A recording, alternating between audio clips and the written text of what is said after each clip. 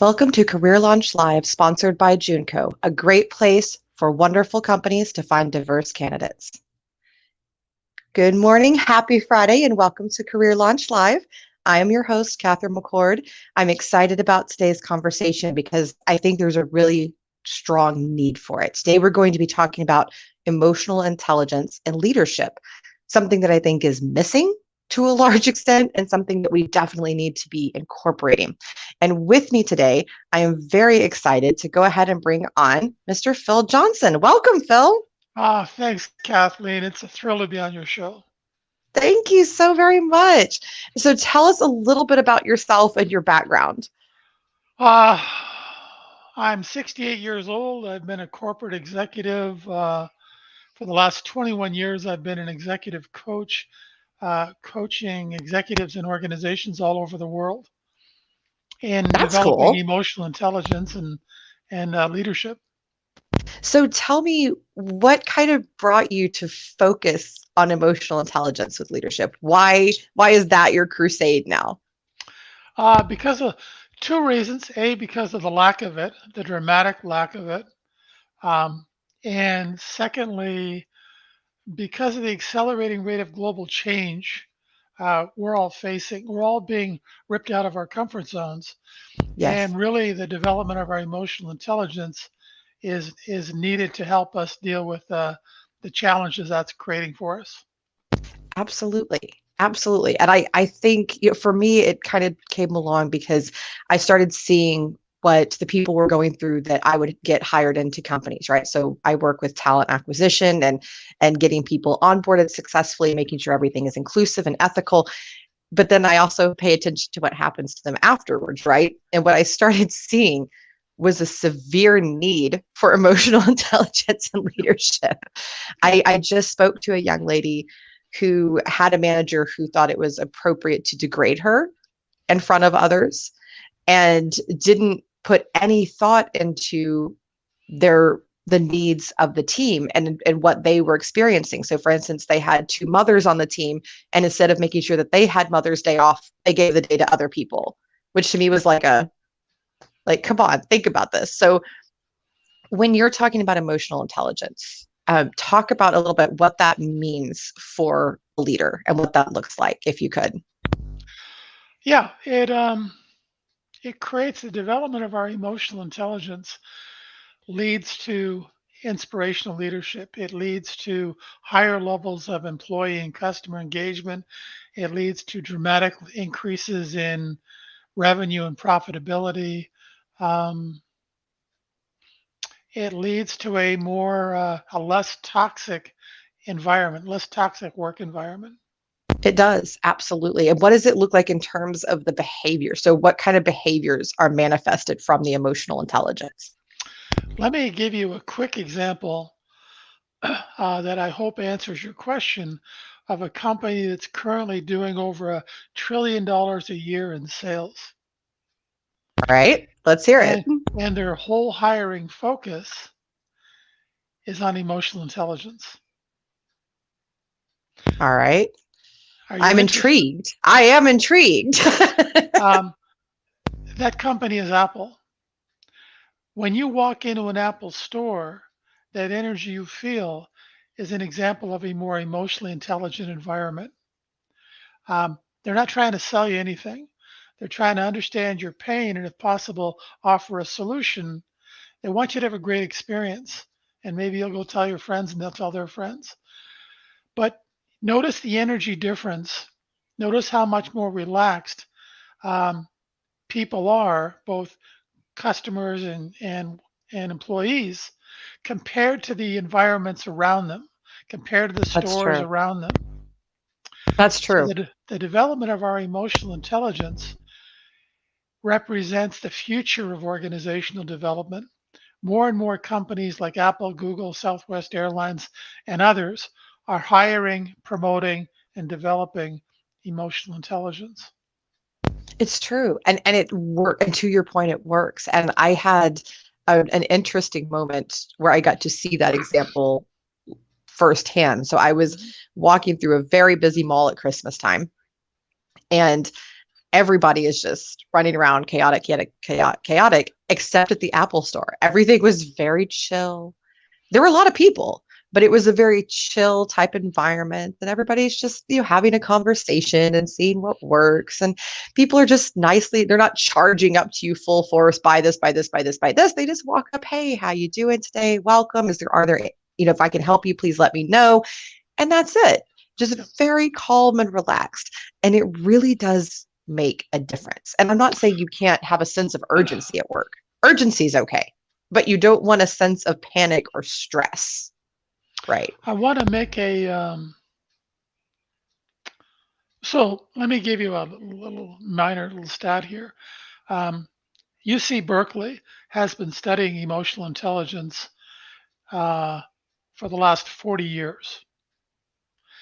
And they've said, as a result of their study, that emotional intelligence is 400% more valuable in predicting success Interesting. than intellectual intelligence.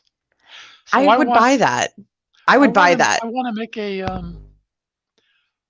to make a guarantee to your listeners.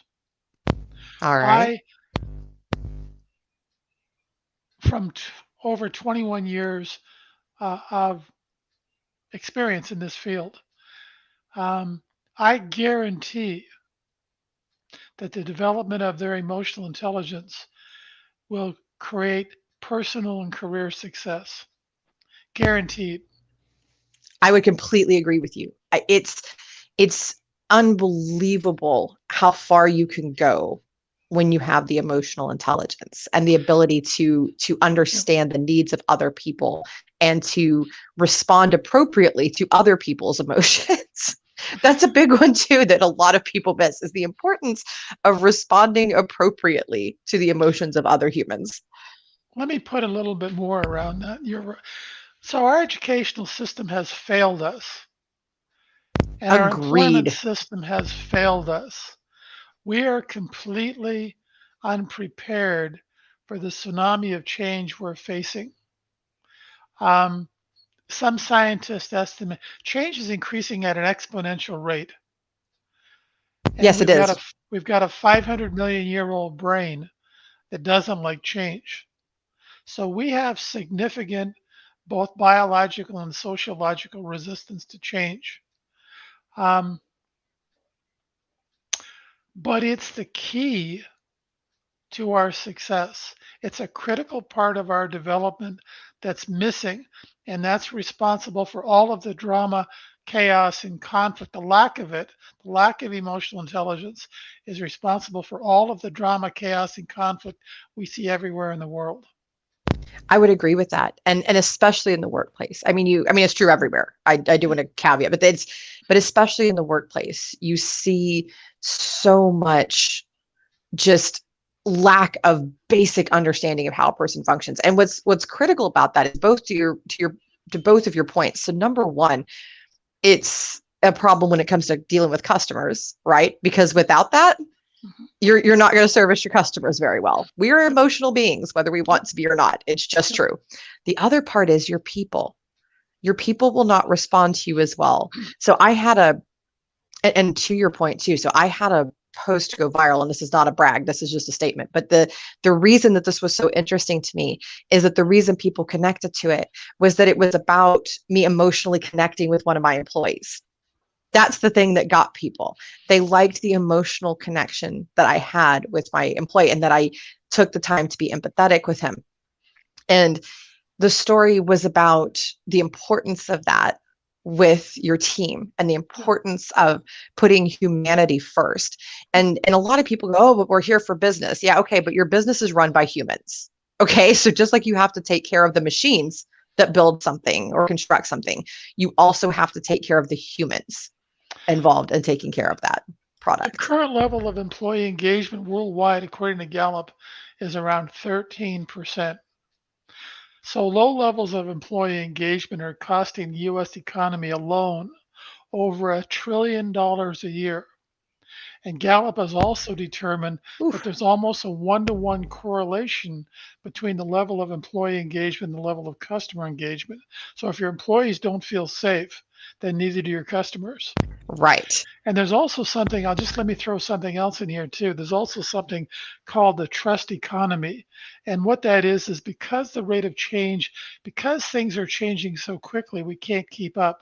So we're relying more and more on our network of trusted advisors, people we trust. And that economy, that trust economy, is currently estimated at over $10 trillion a year. It's growing much faster than the traditional economy. So the best thing you can do for yourself and your organization is develop trustability, is demonstrate Yes. your trustability.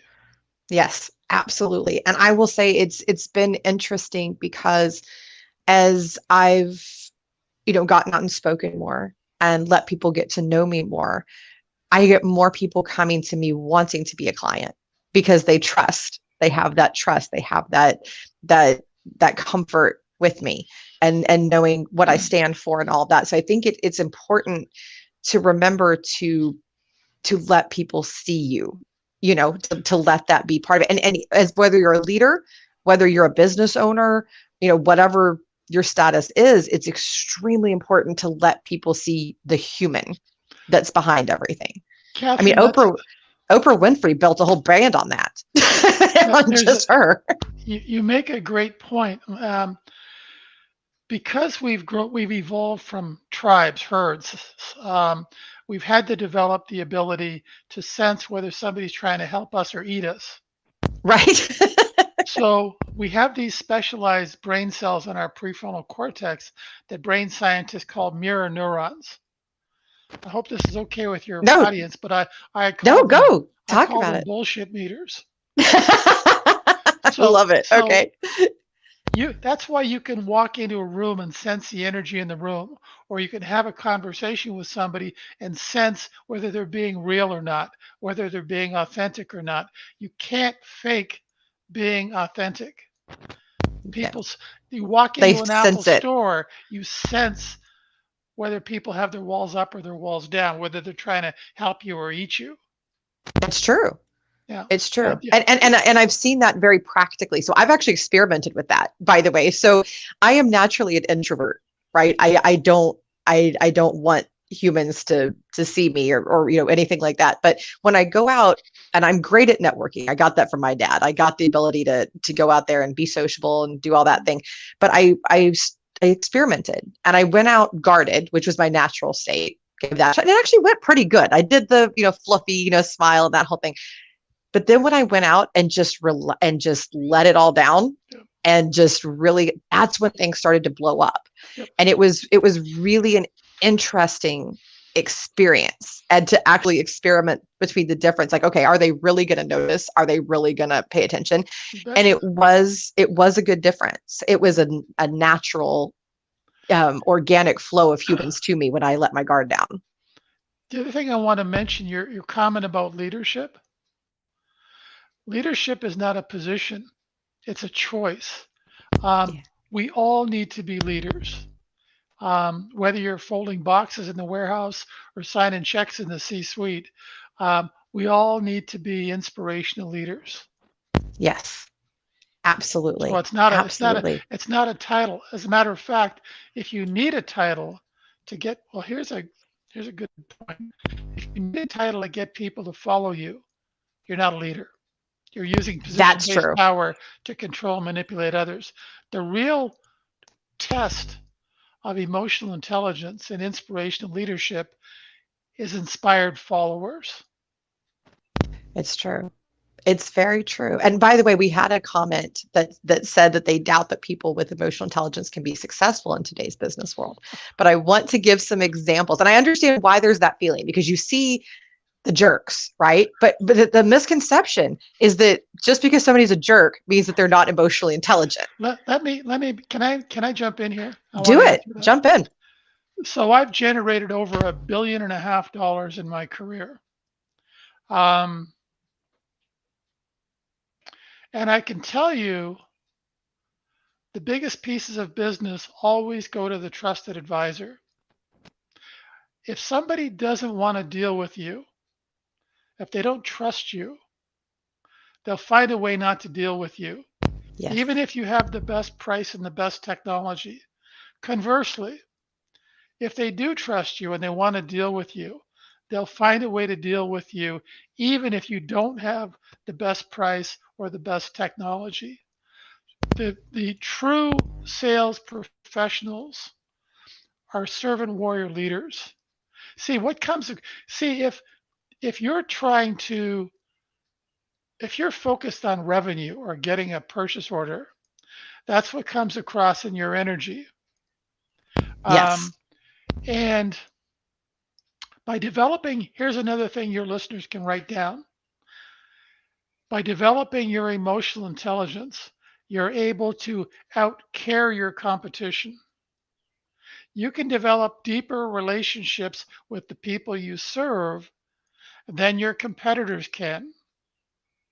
And that Yes. will and that will guarantee your success because your customer will see your success and their success as the same thing. Yes. That is completely true. And again, I'm a prime example of that as well. It is just giving that sense of community and giving them the sense that you actually do care makes a Yeah, huge absolutely. difference. Huge See, difference. purchasing purchasing decisions are emotional decisions. They're made in the limbic part of our brain. It's true. After we make the purchasing decision, we search for features and benefits intellectually to justify the decision we've already made emotionally. Absolutely. And that's why, for instance, when you look at a company like Apple, they're always talking about why they developed something, um, why they brought their product to market. They're not talking about features and benefits. Right. Right. They're trying to create that emotional connection. Yeah, here we are. We're here for you. We saw this, that you needed this. We're Yeah, here for you. It's smart. And the truth is and I've said this for years, when you're looking to hire, sell, whatever it is, understand that you need to connect to what that person needs, whatever that is. And that's one of the first things I teach my recruiters is it's not just about you and what you need. Yes, it's a symbiotic relationship between a company and their team, but you have to relate to what they need. So I always teach them to start the conversation by learning what the candidate needs, what so matters to them. here's the thing, and I agree with you. Um, they will only tell you that if they trust you. Yes. They'll tell you they'll give you the surface answer initially, but if they trust you, they'll tell you what their real need is. Yes. Not need. People don't do what they need to do. They do what they want to do. They'll tell you what they really want. Yes. Um, Yes. so again, it comes down to emotional intelligence. It is. Everything kind of boils down to that. It really, and I talk about inclusion a lot on the show, and that boils down to emotional intelligence and also just intelligence, frankly. I mean, it that's it's really as simple as, in fact, I just did a post on this the other day. It's really as simple as listening and then helping. It's very simple. It's not difficult. People are really overcomplicating the concept of You're inclusion. right, but here's the deeper challenge to that. When people have their walls up, when they're being resistive, judgmental, and attached to outcome, they may be hearing you, but they're not listening to you. Right. Um, Again, they need to be developing their emotional intelligence so that they can become less resistive, less judgmental, less attached to outcome, so that they can actually hear you and listen to you. Yes, and we've talked on the show before about we had a counseling major come in and talk about the importance of overcoming and how you overcome the biases in your brain, right? How you remove the ego bias, as she calls it, reject the ego bias. It's really about learning to understand when your brain is throwing up reasons that don't actually matter, because your brain is going to try to defend you and say, no, we're right. The brain likes to be correct, so it goes, no, we're right, we're right, we're right. But when you learn to give it new information and to say, no, that's not a real thing, brain. Relax. We're okay. We're safe. A friend of mine who's a weight coach talks about that. A lot of times the reason people will overeat is this sense of urgency. Like, if I don't have this, I'm going to starve. Their mind is telling them these lies to get that pleasure sensor, right? And it's the same kind of thing. I would suggest we use the term ego. Our ego Yes. wants us to do these things. Our ego. Our ego wants us to be living in the past or the future, but it never wants us to be living in the present moment. And the present moment is all that will ever exist. It's all that exists. And here's a great exercise to free yourself from your ego. Let's have it. I like this. It's a very simple exercise that anybody can do. You close your eyes and you focus on your breath. You focus on breathing in slowly through your nose and blowing it out through your mouth. You do that slowly 10 times, and that brings you into the present moment. That lowers your walls. Yeah, it's so simple. And then just hear what's happening. I think I've talked a lot about, it's very frustrating when you're talking to somebody about an important issue with the humans in a company and they just keep throwing up walls. But it really does always boil down to that ego. Oh, yeah. But your ego, I just want to say this loud and clear, that in business, your ego does not matter. Get your ego on out of there. It will stop you at every turn. It will stop your growth at every turn. Your ego doesn't matter anywhere. That's true too. That is true too. Your ego it does not. Your ego is like your appendix. It's outgrown its usefulness. It was important at one point in our evolution to separate us from each other, but we've blown it way out of proportion. Yes. And really, the development of emotional intelligence and becoming an inspirational leader is about learning how to create the distance, learning how to separate yourself from your ego, learning to become the observer of your ego. I like that. And that is a skill that's very tough to learn. It's and I have a sister who is polar different from me. Love her to pieces. I always say she's the sweet one. I get she absorbed all the sweetness. She's so she works in counseling with children. And one day I called her and I was complaining about something in my relationship, and she stops me and she goes, "Why does this matter to you?" And really all it was that it was affecting my ego. And so she said, "Okay, so is that a real thing, or are you just having a response that maybe you need to check?" It's like, I'm having a response that I need to check. And so I started working on it. Yep. We're only conscious about 3 to 5% of the time, all of us. And the bulk of our behavior and our results come from our unconscious habits. It's true, yeah. That's why we don't have to think about tying our shoes anymore. We had to initially, and it was a horror show, but now we do it automatically. It's the process of moving something from our conscious mind to our unconscious mind is called automaticity. That's how we create habits. Same thing with driving a car. You no longer have to think about driving the car the way you did when you first started. So if we want better results than we're currently getting, we have to develop better habits, which requires us to move outside of our comfort zone and move through the fear and anxiety that creates in us. But that process of having a desired result that's more important to us than our fear and the emotional labor that requires is how you develop your emotional intelligence, and it's how you become an inspirational leader, and it's how you raise your level of consciousness. So it is difficult work. Yeah. But the results, the payoff is incredible. Both personally and professionally. Absolutely.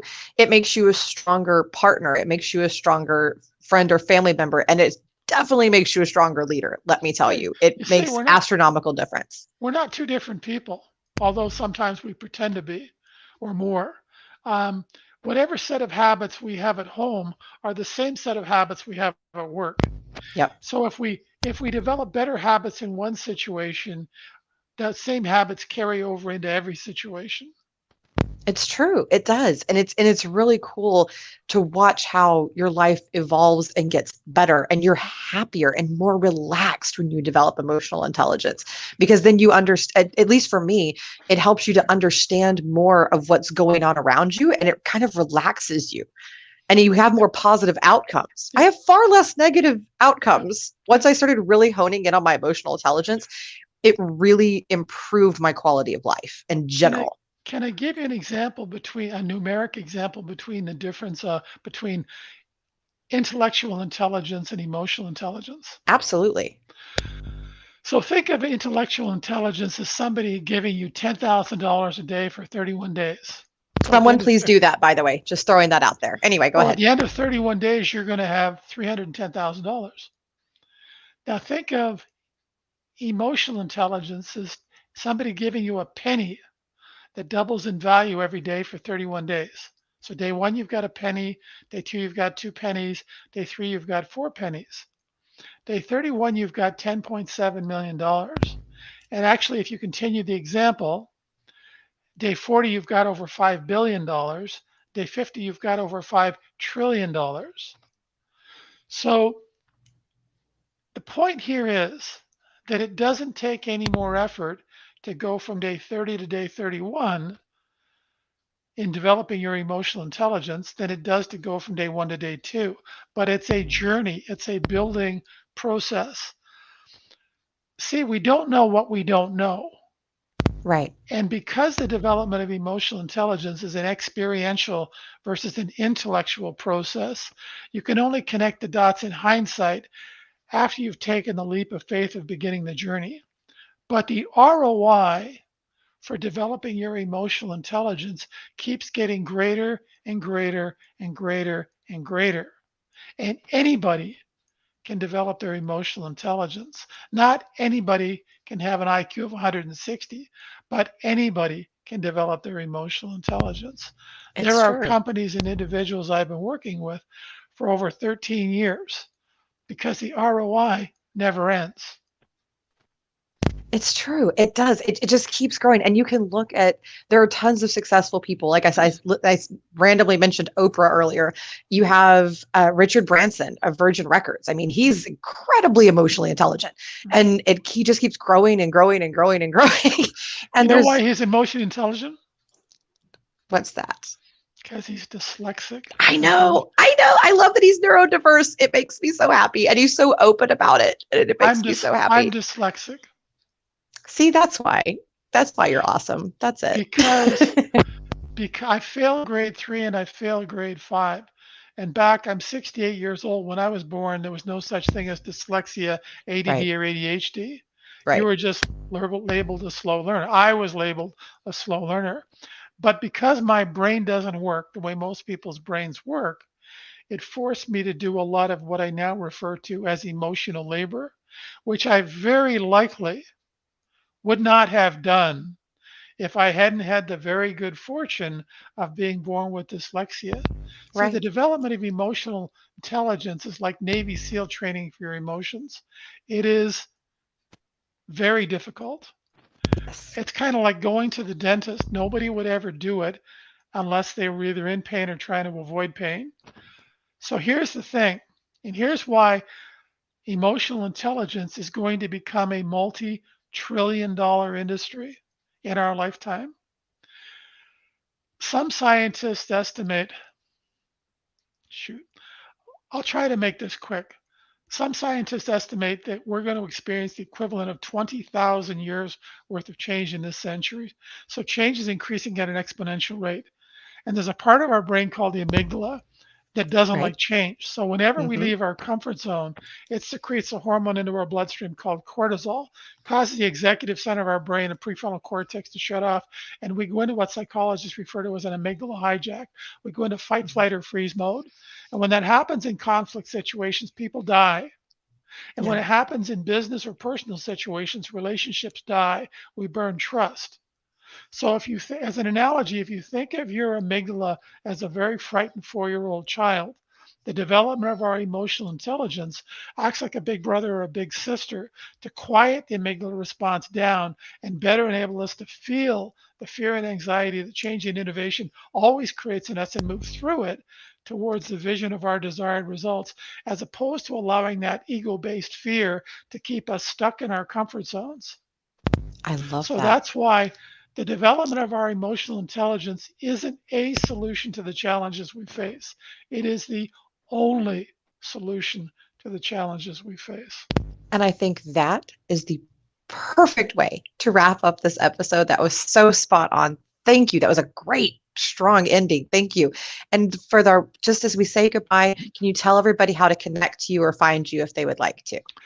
Yeah, if they want to talk with me, they can reach me through my LinkedIn profile. I've got a calendar on there, and I'd love to have a chat. And I highly recommend that you do. Phil is a great conversationalist, has tons of brilliant ideas to share. We didn't have quite enough time to fit all of them in today, but thank you so much for joining us and contributing. I think this was a wonderful episode. Thank you, everybody. Join me next week for the last episode of the season. We're going to be speaking to Dion Johnson and talking about embracing our awesomeness and embracing our strengths and our influence. So please join us next week. Thank you so much, and everybody have a happy Friday.